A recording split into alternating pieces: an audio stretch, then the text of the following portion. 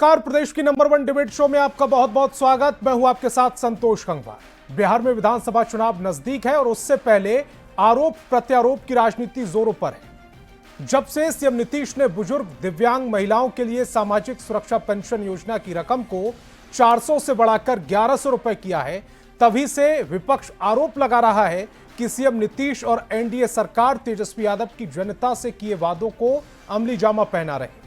फिर चाहे वो युवा आयोग का गठन हो, बिहार में महिलाओं को सरकारी नौकरी में 35% आरक्षण, किसानों के लिए सब्सिडी हो या फिर सामाजिक सुरक्षा पेंशन की राशि में वृद्धि हो, विपक्ष के एजेंडे को नीतीश सरकार अपना बताकर लागू कर रही है। दूसरी ओर नीतीश समर्थक इसे उनकी रणनीति का हिस्सा बता रहे हैं, जो जनता के हित में उठाए गए महत्वपूर्ण कदमों को दर्शाता है। सियासी विश्लेषक का कहना है कि नीतीश की रणनीति 2025 के विधानसभा चुनाव को ध्यान में रखकर बनाई गई है, ताकि विपक्ष के पास कोई बड़ा मुद्दा ही ना बचे। लेकिन क्या यह रणनीति नीतीश को फायदा पहुंचाएगी या उल्टा विपक्ष को और मजबूत करेगी? तेजस्वी यादव की युवा और आक्रामक छवि को देखते हुए क्या नीतीश की यह चाल विपक्ष को कमजोर करेगी या फिर तेजस्वी को और सुर्खियों में ले आएगी? क्या अपने राजनीतिक अनुभव और रणनीति से नीतीश वाकई विपक्ष को मुद्दा विहीन कर देंगे? चलिए सबसे पहले तेजस्वी यादव का वो बयान सुनवाते हैं आपको, जिसमें वो दावा कर रहे हैं कि उनकी घोषणाओं को नीतीश सरकार लागू कर रही है। ना कोई विजन है ना कुछ है। जो तेजस्वी ने कहा उसी को घोषणा किए जा रहे हैं। ये तो सब करेंगे ये लोग, इनके पास अपना कोई विजन नहीं है ना।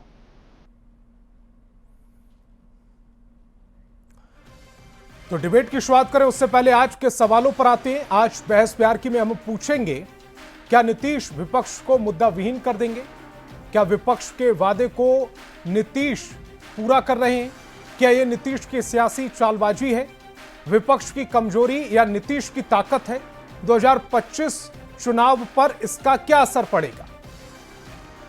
तो सवाल जवाब का सिलसिला शुरू करें उससे पहले मेहमानों से आपका परिचय करा देते हैं। सत्ता पक्ष से हमारे साथ जेडीयू प्रवक्ता नवल शर्मा और बीजेपी प्रवक्ता नीरज जी जुड़ रहे हैं, तो वहीं विपक्ष से आरजेडी प्रवक्ता ऋषि मिश्रा और कांग्रेस प्रवक्ता असितनाथ तिवारी जी जुड़ रहे हैं। सभी मेहमानों का बहुत बहुत स्वागत। मेरा पहला सवाल ऋषि जी आपसे है, विपक्ष को क्यों लग रहा है कि आपकी घोषणाओं को नीतीश कुमार अपनी बताकर अमली जामा पहना रहे हैं? और अगर ऐसा हो भी रहा है तो आपको खुश होना चाहिए, क्योंकि फायदा तो जनता का ही हो रहा है।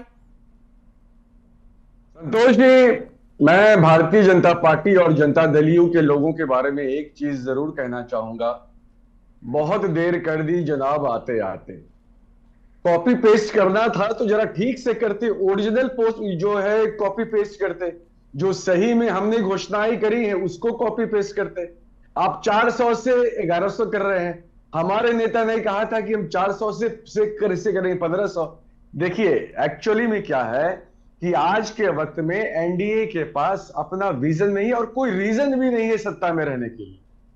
2020 का चुनाव संतोष जी याद होगा, हमारे नेता, हमारा जो अलायंस था, हम लोगों ने घोषणा किया था कि हमारी सरकार बनेगी तो युवाओं को सरकारी नौकरी देंगे 10 लाख।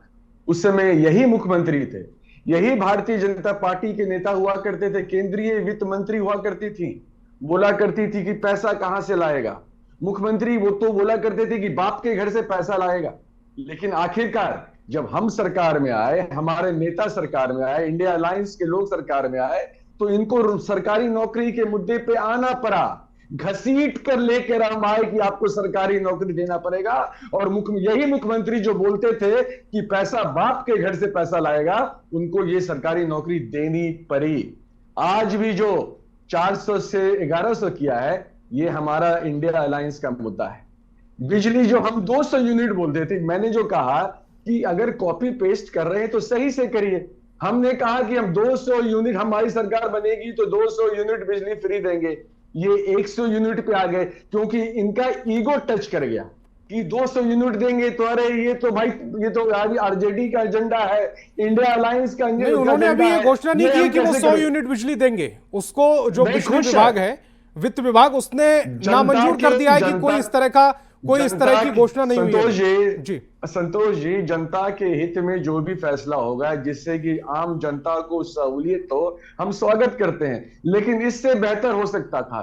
एक मेरा सजेशन होगा भारतीय जनता पार्टी और जनता दलियों के लोगों से, एक चीज हमारे नेता का जो बोलते हैं मंच से, उसको भी मान लें। हमारे नेता तेजस्वी यादव और इंडिया अलायंस के लोग मंच से बोलते हैं ब्लॉक और थाना पर जो भ्रष्टाचार है उसको हम खत्म करेंगे।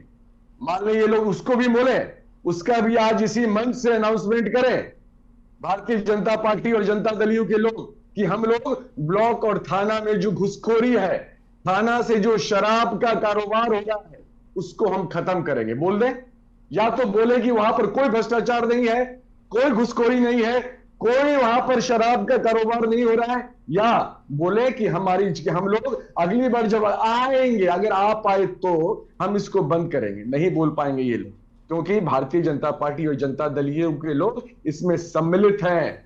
सरकारी पार्टी के जितने भी वर्कर्स हैं वो लोग सम्मिलित हैं।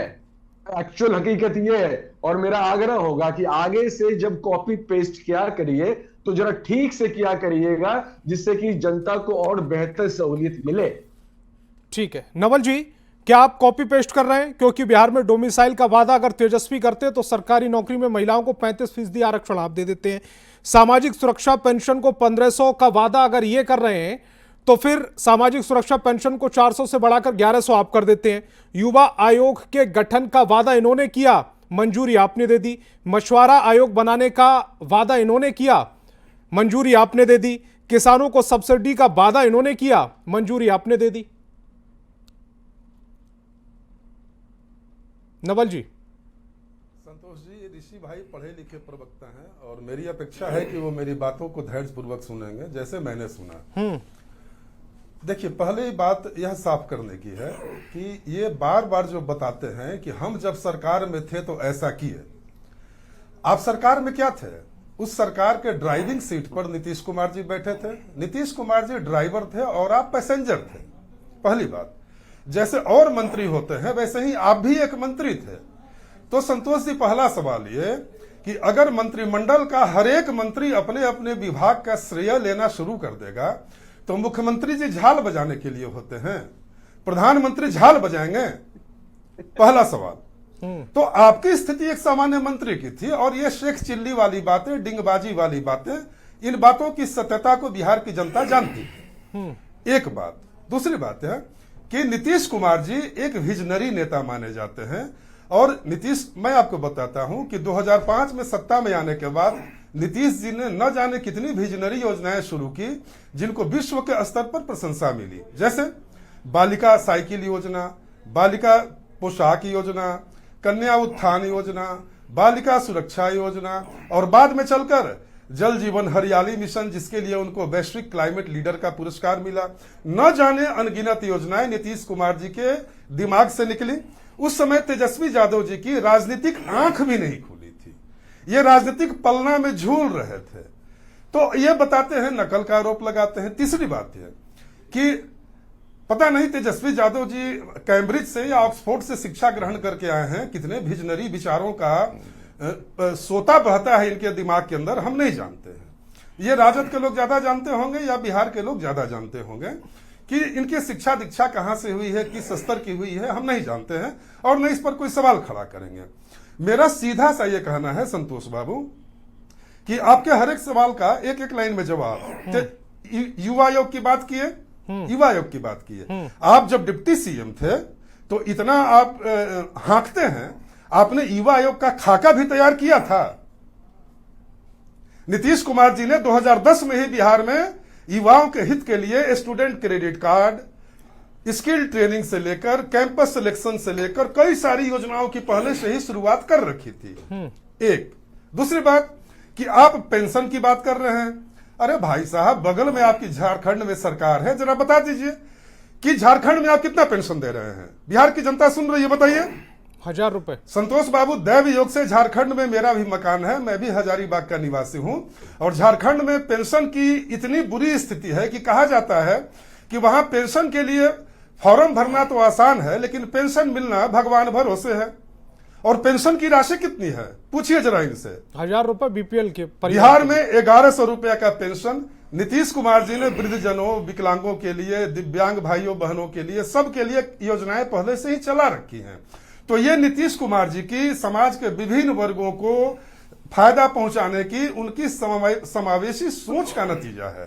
तीसरा बिंदु आपने बताया संतोष जी, बिजली के बारे में।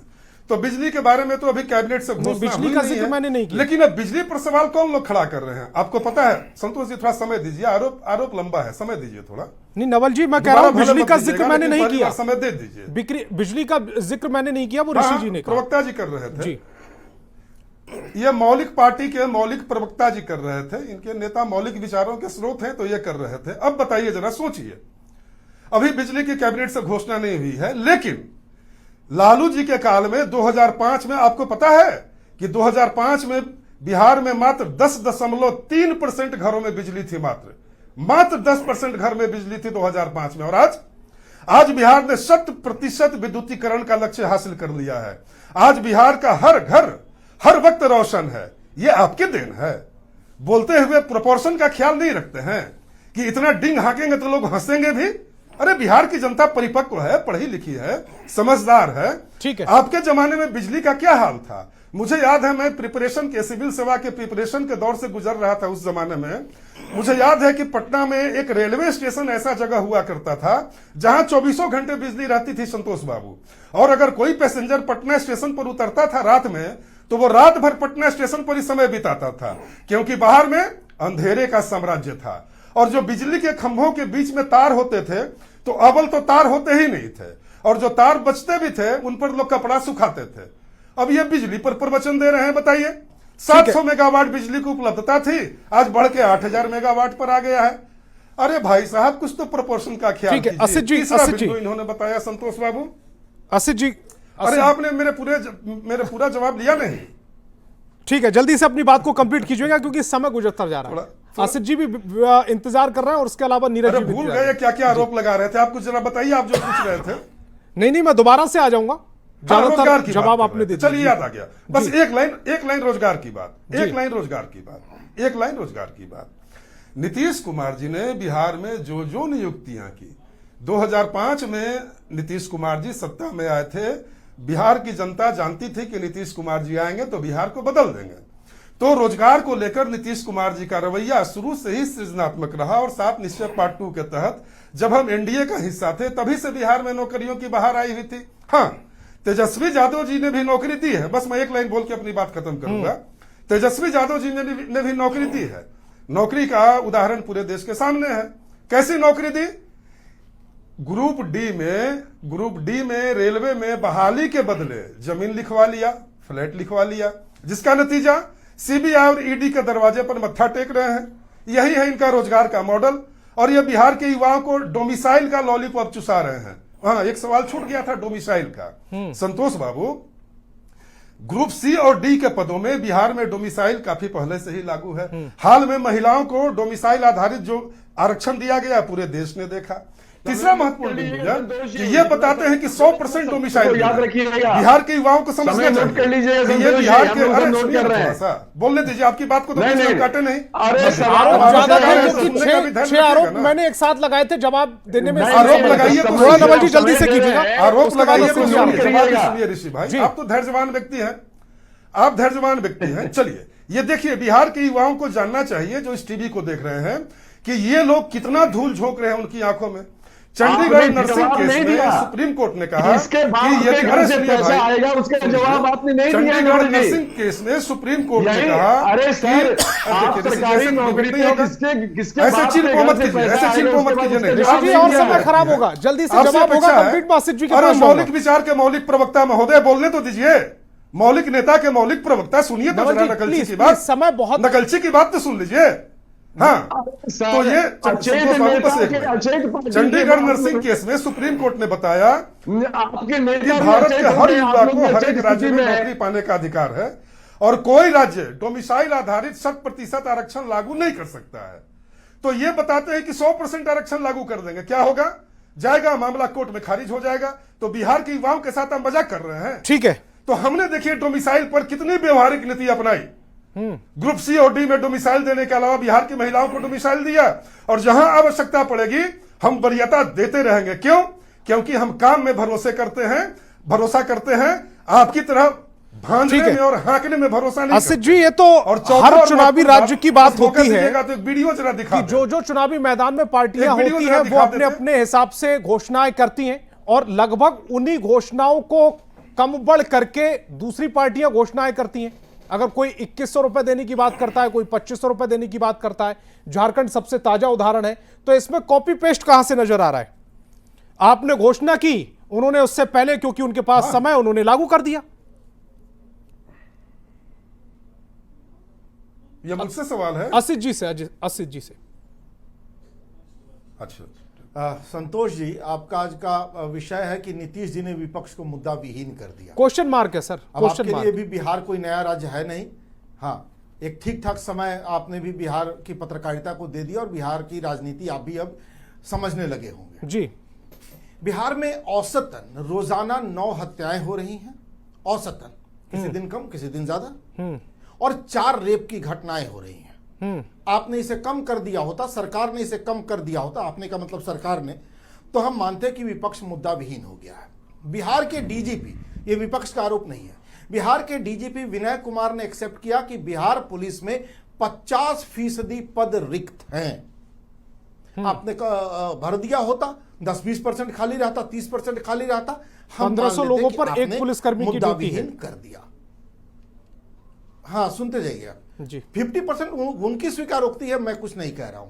नहीं, मैं उसको और सरल कर रहा हूं ताकि जनता थोड़ा सा और समझ पाए। जी, हाँ, सुनते जाइए। हाई कोर्ट में हलफनामा देके बिहार सरकार ने एक्सेप्ट किया कि स्वास्थ्य विभाग में 54% पद खाली हैं। हाई कोर्ट में सरकार की स्वीकारोक्ति है, विपक्ष का आरोप नहीं है। मतलब अपराध बेलगाम है। 9 हत्याएं किसी स्टेट में रोजाना और 4 बलात्कार, अगर गुंडा राज नहीं है तो आप किसे मानिएगा?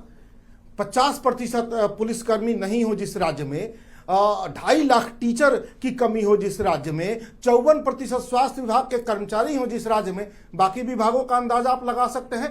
5 लाख से ज्यादा पद खाली हैं बिहार के अलग अलग विभागों में। मतलब इतनी बेरोजगारी, इतना अपराध। अब एक मजेदार बात सुनिए। कल शाम से हमारे नवल भाई बहुत अच्छे प्रवक्ता हैं, काफी पढ़े लिखे भी हैं, लेकिन इनकी एक सहयोगी पार्टी है भाजपा। इन लोगों की उसमें भूमिका आज शुरू हुई है। कल शाम से इनकी सहयोगी पार्टी भाजपा के लोगों ने एक अफवाह फैला दी कि नीतीश सरकार 100 यूनिट बिजली फ्री करने जा रही है।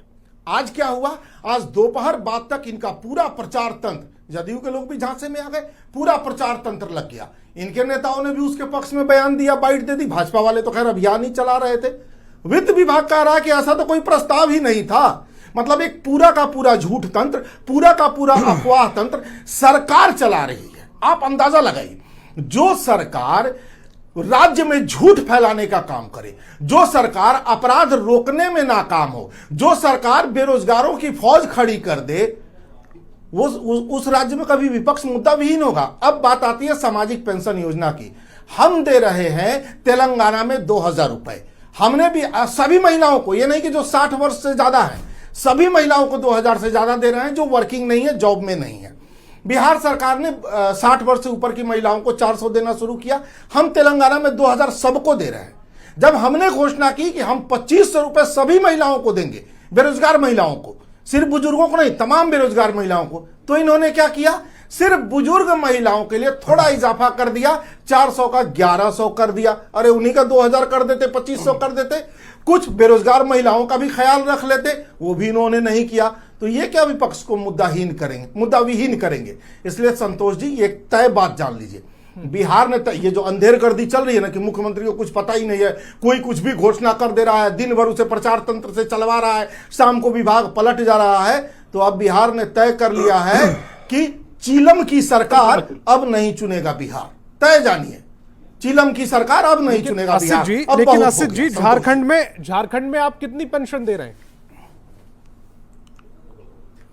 झारखंड में भी अब पेंशन दे रहे हैं महिलाओं को। और उसके बाद जब पेंशन देने की बारी आई तो फिर बीपीएल की जो रेखा खींच दी गई वो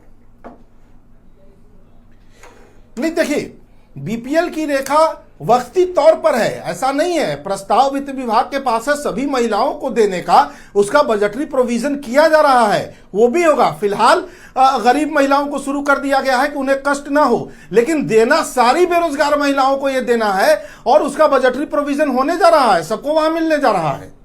ठीक है नीरज जी, कानून व्यवस्था से लेकर जो रिक्त पद बचे हुए हैं उनसे लेकर तमाम आरोप आप पर लगे, एक एक करके सबका जवाब। अभी लगातार स्वास्थ्य विभाग में, पुलिस में बहाली हो रही है, ये क्या इनको नहीं दिख रहा? हजारों बहालियां हर महीने निकल रही हैं, चाहे स्वास्थ्य विभाग का हो, पुलिस का हो, हजारों बहालियां हो रही हैं। और ये बात कर रहे थे अभी महिला सशक्तिकरण की कि महिलाओं को 1100 देने से क्या होगा।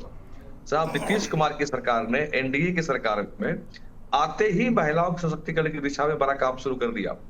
उनको पंचायती चुनाव में आरक्षण देकर हो, आजीविका दीदी के माध्यम से, लखपति करोड़पति दीदी के माध्यम से, तो महिलाओं को सिर्फ एक ही तरह से हम सशक्त नहीं बना रहे हैं, चारों ओर से उन्हें सशक्त बना रहे हैं। इसलिए ये कहना कि 1100 देने से ही सब कुछ नहीं हो जाएगा, 1100 ही नहीं मिल रहा है, इसके अलावा उनके स्वास्थ्य के लिए आयुष्मान योजना मिल रहा है। तो बहुत तरह की योजनाएं हैं जिसका खिलाफ पूरे बिहार की महिलाएं, पुरुष, दिव्यांग और सभी ले रहे हैं। तो निश्चित रूप से बिहार की जनता को यह पता है कि विजन किसके पास है, 2047 तक विकसित बिहार बनाने का रोड मैप किसके पास है, विजन किसके पास है। इसलिए बिहार की जनता के पास बड़ा सॉलिड रीजन है एनडीए को वोट करने का, क्योंकि वह जानता है कि लेकिन नीरज जी, अगर 1500 तकरीबन 1500 लोगों की जिम्मेदारी एक पुलिसकर्मी पर होगी तो जाहिर तौर पर अपराध से लेकर कानून व्यवस्था, इन तमाम चीजों पर सवाल उठेंगे। नहीं, देखिए, ये कहना कि अपराध और हत्या अनियंत्रित हो गया है सरासर गलत है। कोई भी अपराध कहीं भी होता है, निश्चित रूप से पुलिस की कार्रवाई 24 से 72 घंटे के अंदर वहां देखने को मिलती है। अभी पटना में ही मर्डर और जितने भी हत्याएं हो रही है, जमीनी विवाद है, भाई भाई का विवाद है, पत्नी पति को सुपारी देके मरवा दे रही है, पति मरवा दे रहा है, तो इस तरह की हत्याओं को दुनिया में जीरो कहीं नहीं कर सकते। अब प्रिवेंशन ऑफ क्राइम पे पुलिस जरूर बिहार में बेहतर काम कर रही है। जहां तक हो सकता है क्राइम को होने से रोका भी जा रहा है, और क्राइम होने के बाद मैं दावे से कहता हूं कि कोई मंत्री का बेटा भी आज अगर यहाँ अपराध करता है तो कोई माइकल से बचा नहीं सकता। वह जेल की सलाखों के पीछे होगा, कानून अपना काम करेगा, क्योंकि बिहार में सुशासन का राज है, कानून का राज है। ठीक है, इसलिए इस तरह ऋषि जी आपका दावा है कि जो, ठीक है ऋषि जी आप संतोष का दावा है, मैं आपने कुछ नोट किया, उसका जवाब जरूर दीजिएगा, मैं उसके लिए नहीं रोक रहा, एक सवाल और भी ऐड कर देता हूं उसमें। सरकारी नौकरी में महिलाओं को जो 35% आरक्षण मिला है, आप कह रहे थे कि आपकी डोमिसाइल की जो घोषणा की थी उसका रिजल्ट है। सामाजिक सुरक्षा पेंशन में जो 1500 आपने दावा किया, इन्होंने 1100 कर दिया। युवा आयोग के गठन को आपने वादा किया, इन्होंने मंजूरी दी। मछुआरा आयोग का आपने वादा किया, इन्होंने मंजूरी दी। किसानों के लिए डीजल सब्सिडी योजना का आपने वादा किया, इन्होंने मंजूरी दी। लेकिन इसके अलावा भी इन्होंने कुछ किया है, जैसे चुनावों से पहले युवाओं के लिए मुख्यमंत्री प्रतिज्ञा योजना लागू की है, जिसमें इंटर्नशिप स्कीम के तहत 4000 से 6000 तक का वजीफा। कलाकारों के लिए हर महीने 3000 रुपए पेंशन की घोषणा इन्होंने की है। कला एवं संस्कृति के संरक्षण विकास के लिए गुरु शिष्य परंपरा योजना को मंजूरी दी है इन्होंने। इस पर तो कॉपी पेस्ट का आरोप नहीं लगाएंगे आप?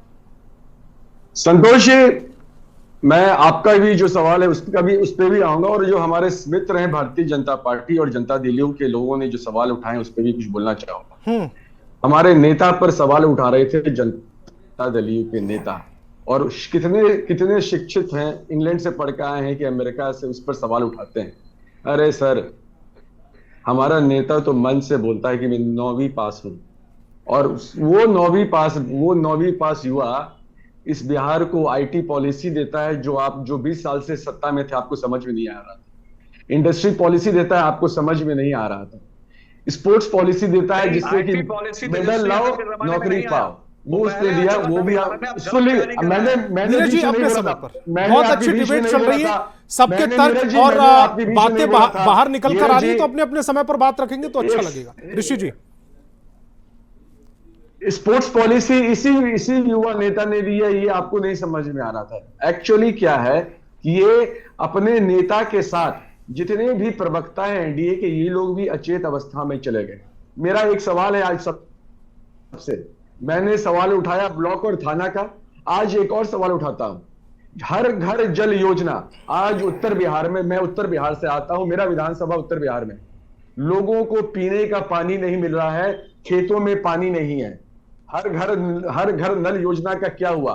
कोई भी विधायक, कोई भी मंत्री उत्तर बिहार का अपने विधानसभा क्षेत्र का एक नल दिखा दे जो हर घर नल योजना से मिल रहा हो, और कितना पैसा लूटा गया उसके नाम पर, उसका भी हिसाब सरकार दे जनता को। हकीकत तो यह है। हम तो भाई जमीनी बात करना चाहते हैं, हमारा नेता जमीनी बात कर रहे हैं। हम जब सरकारी नौकरी की बात कर रहे थे तब भी जमीनी बात कर रहे थे। जब हम युवाओं की बात करते हैं, अब डोमिसाइल की बात करते हैं ना भाई। हकीकत क्या है? लॉ में आप चले जाइए, जितने भी जजेस हैं आपको 60-70% यूपी के मिलेंगे। फैक्ट ये है, यहां पर चैनल पर भाषण देने से हकीकत नहीं बदल जाएगा। आप जाइए ना, शिक्षक जो है मेरे विधानसभा में, बीएलओ जो है, जो मेरा वेरिफिकेशन करने आया था, मैंने पूछा भाई साहब आप कहां के हैं? तो सर मैं तो यूपी का हूं। हकीकत यह है, जमीनी हकीकत संतोष जी ये है। अपने जो चैनल वाले भेजिए, जाके देखिए। और यहाँ पर तो ऋषि जी आप क्या चाह रहे हैं दे देना कि जितने भी जो स्टेट हैं उनकी सीमाओं को, दिक्कत क्या है? उनकी सीमाओं को क्या कर दें? दिक्कत क्या है? सील कर दें उन्हें? नहीं, सीमाओं को कुछ नहीं कर सकते। एनओसी बना दे उन्हें। पहले एक तो हमारे नेता हमारी जो मुख्यमंत्री हैं, पिछले 20 वर्षों से एक रट लगाए हुए थे, लैंडलॉक्ड स्टेट है, इसलिए हम लोगों को, इसलिए हमारे यहाँ इंडस्ट्री नहीं आ सकती है। पता नहीं अचानक इनमें कैसे जागा कि नहीं बिहार में भी अब इंडस्ट्री लग सकती है। तो हमारे युवाओं का पहला अधिकार है किसी चीज पर। बिहार के जो लोग हैं, जो भी युवा हैं, सरकारी नौकरी में, इंडस्ट्री में, स्पोर्ट्स में उनका पहला अधिकार है। और हमारी सरकार बनेगी तो डोमिसाइल नीति लागू करके दिखाएंगे। जैसे इन जी आप लोगों ने वैसी सवाल बात उठाया कर रहे हैं ना था, जैसे महाराष्ट्र में भी भाषा विवाद चल रहा है। नहीं, वहां हम मराठी वैसी ना बात बोलने कर पर रहे हैं। पीटा जा रहा है। संतोष आप ऐसी बात कर रहे हैं कि एनओसी बना दीजिए, उसमें नुकसान किसका है? संतोष जी हम वैसी ही बात कर रहे हैं जो 2020 में क्या करते थे कि हम 10 लाख सरकारी नौकरी देंगे, और ये भाजपा और जनता दल यू वाले लोग बोला करते थे कि बाप के घर से पैसा लाएगा। हम आज भी वैसे ही बात कर रहे हैं। हम जो बोल रहे हैं, हमारा नेता जो बोलता है करके दिखाएगा, हमारी सरकार आएगी हम करके दिखाएंगे कि कैसे होता है। ठीक है नवल जी, जवाब दीजिएगा। अब डिमांड ये आ रही है कि जितने भी बॉर्डर हैं, सारे स्टेट अगर अपने अपने बॉर्डर को एलओसी बना देंगे, इस पार के इस पार, उस पार के उस पार, फिर कैसे काम चलेगा? देश कैसे चलेगा? ना सारी चीज बिहार उत्पादित कर रहा है, ना सारी चीज उत्तर प्रदेश उत्पादित कर रहा है, ना सारी चीजें बिहार में मिल सकती है, ना सारी चीज उत्तर प्रदेश में मिल सकती है, ना सारी चीज दिल्ली में मिल सकती है। संतोष जी मेरा एक सवाल है, मेरा आपसे एक आग्रह है। मैंने अभी बहुत ही इंपॉर्टेंट सवाल उठाया है कि हर घर नल योजना जो उत्तर बिहार में लोगों को पानी पीने को नहीं मिल रहा, उसके बारे में ये लोग जवाब दें। ठीक है, सवाल है मेरा। दोनों चीजों का जवाब दे दीजिएगा नवल जी जल्दी से, लेकिन जल्दी से, समय थोड़ा कम है जी। ठीक। अरे जल्दी मत कीजिए, बस पॉइंट में बता रहे हैं। सबसे पहले बीजेपी कांग्रेस के प्रवक्ता की बात, यह भी बता रहे थे कि चिलिम वाली सरकार बिहार में नहीं चलेगी। पता नहीं बिहार में चिलिम वाली सरकार है या कौन सी सरकार है, ये इनकी व्याख्या है। लेकिन इतना जरूर बिहार की जनता जानती है कि बिहार की दारू कंपनियों से राष्ट्रीय जनता दल ने चुनावी चंदा लिया था। तो क्या आप चाहते हैं कि बिहार में दारू वालों की सरकार आए? पहला सवाल। दूसरा सवाल ये कि ये बताए कि बिहार में सिपाही, पता है संतोष वाले सिपाही भर्ती बिहार में लालू यादव जी के काल में उन्हें, अरे सुनिए महाराज, चिल पो मत मचाइए। आपकी बात को हम बीच में बोल रहे थे, आपकी बात को हम बीच में काटे, ये कौन सा तरीका है? तुरंत तिलमिला जाइएगा। ठीक है नवल जी जल्दी से सवाल भी पूछिएगा और जवाब देंगे तो तिलमिलाने लगेगा। 20 साल से तो बोल ही रहे हैं। हाँ संतोष जी, कांग्रेस के प्रवक्ता बता रहे थे कि बिहार में पुलिस के इतने पद खाली हैं। अरे सुनिए महाराज, चुप कराइए उनको, म्यूट कीजिए। जी अपनी बात। अरे ऋषि भाई, आप तो सुलझे हुए व्यक्ति हैं, आपको शोभा नहीं देता है सब। डिबेट का समय क्यों जाया कर रहे हैं बताइए।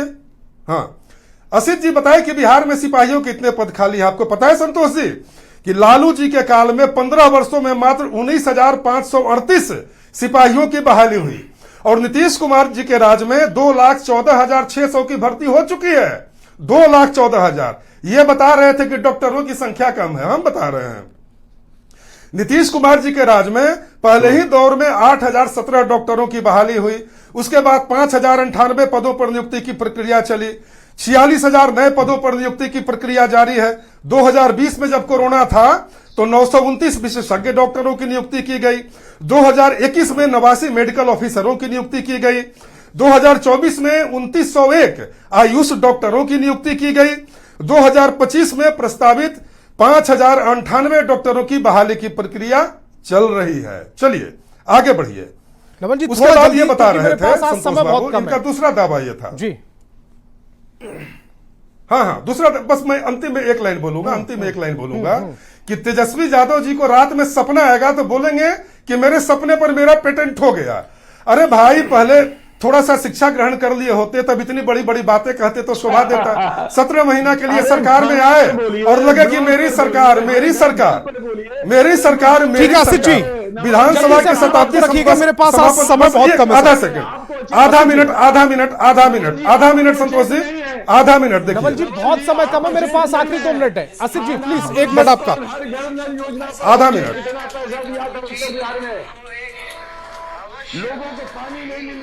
ये विधानसभा के शताब्दी समारोह में तेजस्वी जी सही से भाषण भी नहीं पढ़ पाए। ठीक है सर, आसिफ जी, तजुर्बा को जल्दी से 3 एक बार मिनट में आपका, तरबूजा आपके नेता बोलते हैं, 3 बार तरबूजा बोलते आसिफ जी। हैं, और चले हम मौलिक विचारों के स्रोत बनने और दूसरों को नकलची बताने चले हैं। आपके नेता तजुर्बा को 3 बार तरबूजा पढ़ते हैं और आप चले हैं नेता का बचाव करने। समय प्लीज, समय खराब सही होगा, सही पढ़ लिख मतलब पाते छूट जाएगा हैं? आखिरी कमेंट लेने। सरकारी फाइल कैसे पढ़ेंगे पूछिएगा। अंग्रेजी वाली फाइल पढ़ पाएंगे ऋषि भाई? नवल जी प्लीज, अंग्रेजी की फाइल पढ़ पाएंगे आपके नेता? बैठे हुए प्लीज। अरे बिहार को आसिफ जी, चलाना हंसी आसिफ जी ठट्टे का का समय खेल नहीं आसिफ जी। है। नवल जी आज समय नहीं है मेरे पास। बिहार को चलाना कोई गुड्डे गुड्डी का खेल नहीं है। नवल जी मेरे पास आज समय ऋषि नहीं भाई, है। आसिफ जी प्लीज। चलिए ठीक है। नवल जी ने कहा कि असित भाई कर, असित भाई नहीं कर रहे हैं। बिहार के डीजीपी कह रहे हैं कि 50% पद खाली है। नियुक्तियां तो बता दी, रिटायरमेंट मैंने तो सारा आंकड़ा दे दिया आपको असित जी। रिटायरमेंट तो आपने नहीं बताया, हमने आरोप ही नहीं लगाया ना। आपने हाई कोर्ट में लिख के दिया हेल्थ में 54% पद खाली हैं। आपके एडीजी लॉ एंड ऑर्डर कहते हैं कि हाँ अपराध बढ़ा है, मर्डर की घटनाओं से चिंता हो रही है। आपके एडीजी लॉ एंड ऑर्डर कह रहे हैं, हम थोड़े ही कह रहे हैं, ये सारे आप लोग। और नीरज भाई कह रहे हैं सुशासन है। नीरज भाई, रोजाना 9 हत्याएं सुशासन नहीं होती। आपके जदयू के मुख्य प्रवक्ता ने कहा कि मुख्यमंत्री को अंधेरे में रख के फैसले लिए जा रहे हैं, यही सुशासन है। इसे आप जल्दी से सुशासन नीरज जी कहेंगे? जवाब दे दीजिएगा। तो संतोष भाई 20 सेकंड है मेरे पास जी। देखिए, आप जो बात कर रहे हैं बिहार में मात्र एक जमाना था कि लालू राबड़ी के राज तक में 6 मेडिकल कॉलेज हुआ करते थे। एक भी लालू जी के राज में नहीं बना। वह कुछ अंग्रेजों के जमाने के हैं और कुछ आजादी के बाद कुछ बने थे। और आज बिहार में 34 ठीक है, मेरे पास समय की कमी है। नीरज जी और असित जी, मैं आपसे माफी मांगना चाहता हूं क्योंकि मैं आपको पर्याप्त समय नहीं दे पाया। थोड़ा सा तूतू में समय निकल गया मेरा। आज मेरे पास समय की कमी थी। तमाम मेहमान मेरे साथ जुड़े, आपका बहुत बहुत शुक्रिया। और बहस बिहार की में फिलहाल इतना। आगे देखिए खबर तो समझ।